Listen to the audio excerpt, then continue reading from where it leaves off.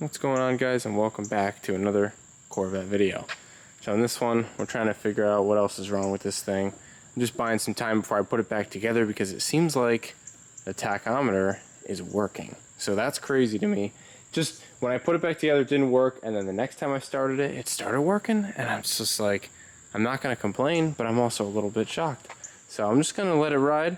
We're going to leave it in there. Seems to be working really well. Got a couple other things I want to work on.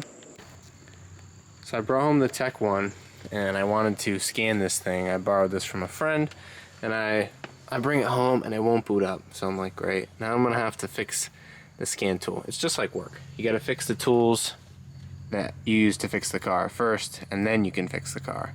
So I ran into just about every obstacle. The wires are all broken, so I connected some new things on here and powered it up with a jump box. And then I go to hook up the scan tool, and it's not reading anything. I can't get any data.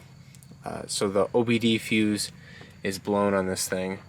We had all these adapters set up here to go to the OBD2. Still with the OBD1, it's like a whole bunch of stuff. I'm not sure what's going on with that. But I had to basically send it power. So I'm feeding it power from the jump box. And I got the ground of the battery over there. So very elaborate, but the fuse is blown for the OBD. So I'm sending it power just to boot up and just to scan it and find out that I don't have any codes in the EBCM. And I'm like, what the heck? I really thought I was gonna have a code in there, and that's why my brake light was on, but it's not on.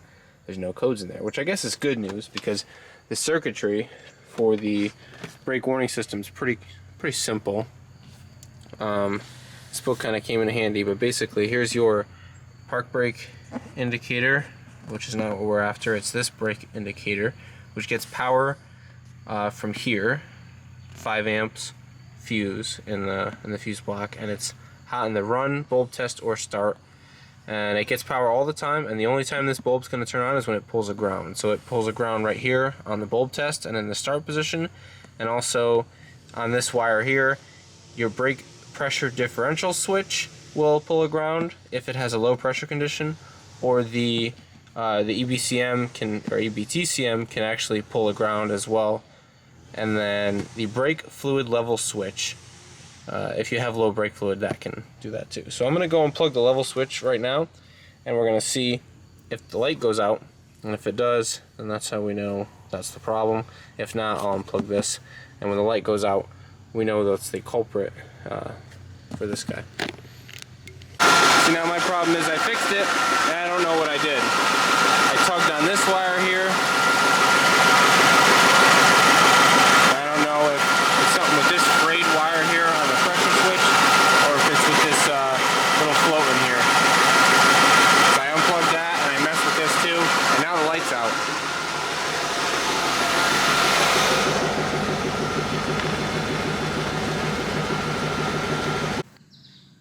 Alright, so it's a couple days later. I got her pulled in. It's been sitting.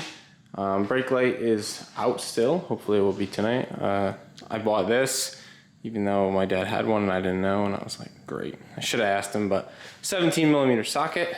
I'm going to use that for the drain and fill plugs on the transmission. It'd be nice to have the tool. A lot of GM manual transmissions are 17mm, so I'm sure we'll use it in the future. But we just have to jack up both sides here on the rockers, get it onto jack stands, drain the fluid out. I'd like to take this thing somewhere tonight, so I'm hoping I can get this done rather quickly. And I've been wanting to do this, and just so it's done. Who knows? The tranny could be full of water. I don't know. The car sat forever.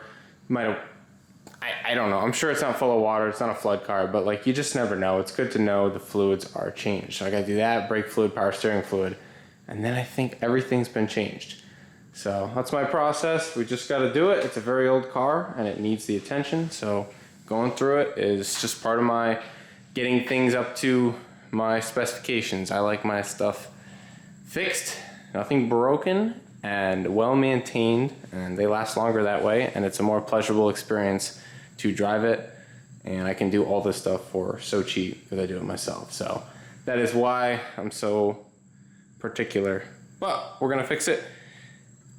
Like I said, I'm gonna stop rambling. We'll jack it up, get these drain plugs and fill plugs loose. Make sure you do the fill plug first. That way, if you can't get the fill plug loose, don't pull the drain plug. Duh.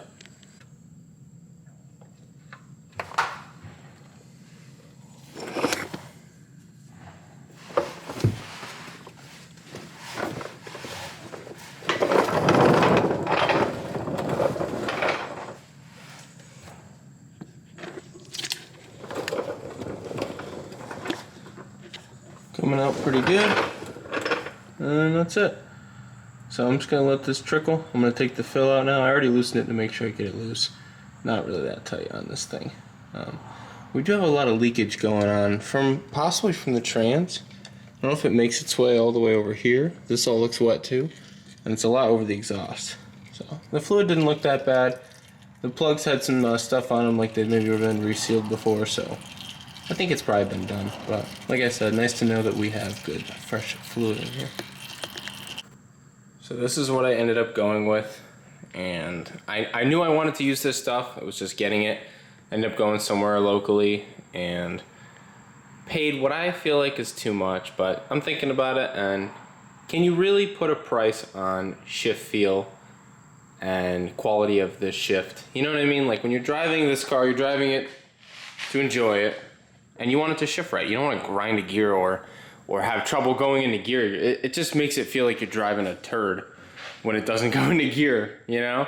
So I feel like if you can make it go into gear a little easier and have it feel better, can you really put like a price on that? So we're talking like maybe $75 worth of fluid right here. I won't use all of it, but probably 2 of them and a little bit. So it is what it is. I mean, if it was double that, I'd probably still pay it. Just based on, you know, if fluids were more, I would still do it just because it's just worth it, you know? It's not that much money, especially if you're doing it yourself. But yeah, we're gonna go ahead and pump this in with my little syringe, which I have to find, and then we'll pick up when it's full. So this is how I'm doing up the plugs. I got some, you know, pipe thread sealant I just found in the basement, so probably gonna work great. Not like the stuff I used before, that Delco stuff, but I'm sure it'll be fine. So I'm just gonna ram this in the side, and we're all changed, guys. Wasn't really that bad. I ended up using 2 full ones and just a smidgen of this last one here, but you can't suck that much when you get to the bottom, so you leave a little in the bottom, then you open the next one, and then you pour this one into that one, and then pour this one into this one, and that's what we ended up with at the end once these are fully empty. But yeah, the little syringe method is a pain. Get a bigger syringe or do the fluid transfer pump method, but I like this syringe because you can see it going in, you know it's not contaminated and all that stuff. So yeah, hopefully you guys enjoyed. I'm gonna put this thing on the ground, and I'll let you know how she shifts.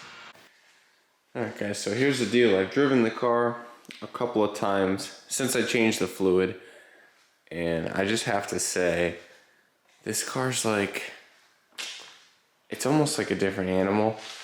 I don't know, the tranny shifts what seems like, to me, a lot better. I don't want to say I'm necessarily an Amsoil fanboy now, just because the fluid condition was not great. So to have the fluid condition be not good, and then you change it out, it's always going to be better. It's always going to shift better with brand new fluid in there. However, is it better because it's Amsoil? Would Synchromesh feel the same? Probably, but it's way better. So I gotta say, it was worth the money spent on that Amsoil fluid. And if you look at this whole fluid here, it is, if you stir it up, it's got some metallic looking properties to it. See the little streak going across there? You can see there's definitely some wear and some metal looking stuff in the pan, you know. I don't know if you guys can see that shiny stuff. So that's part of 100,000 miles of wear. I don't know if the fluid's ever been changed. And I was having some problems with going into third gear. I still had the problem once since. However, it would happen a lot. And for me, it seems like it's when I just don't have the RPMs lined up properly to go into third, it just doesn't like to go in. So I think it's more driver error than it is anything. But it clicks into the gears now. I swear, before it felt notchy. Like it felt like when you were going in, you were like, you know, but now it's like just goes click, click. I mean, it feels like, it's like a video game, you know? It just kind of goes into gear as it should. And so I feel like those synchros are just meshing better, and the lubricity of the fluid is good. And I really think it's made an improvement. So if you guys have any question about changing out your manual tranny fluid. I doubt yours is going to be as hammered as mine was for 100,000 miles, and this thing is probably beat on. Heck, I've been beating on the car, doing burnouts and stuff, so it is what it is. I'm trying to spin the tires, I'm trying to enjoy it, and I want it right. So to put the new fluid in the diff and the new fluid in the tranny, I know it's all refreshed, and that is a good feeling to me. I feel good now abusing the car. Because before it was like, man, I need to change the fluids on this thing. But it's... even just static shifting, I know you shouldn't, but if I push the clutch in right now, I swear, it would go right into gear. You have no problems. It just feels better overall. When you're driving, you know? It's one thing to sit here and static shift it, but when I have the clutch in, you can go first, second, third, fourth, fifth, sixth, no problems. Just the clutch pushed in, static shifting. And I don't know, it just, to me, I've never had this style of transmission. I'm used to Honda transmissions, which are the only manual cars that I've had. So to go from, this has cables, and the Civic actually has a manual bars with linkage that go to the trans. That thing jams right in gear. You put that thing right in gear, you send it right in there. So, you know, this one's a bit different. You kind of have to guide it in sometimes, but fluid made a huge difference, and that's what I really want to say. So I'll stop rambling. Thank you guys for watching this video, and if you want to see more Corvette stuff, stick around, because I definitely got more work to do on this beast, and we'll continue to work on it until it's right. And also got to do more cord stuff, more transmission building, and all sorts of moving to a new house stuff too. So we're gonna situate all that, and I'll keep bringing you guys content. So thank you all for watching, and I'll see you soon.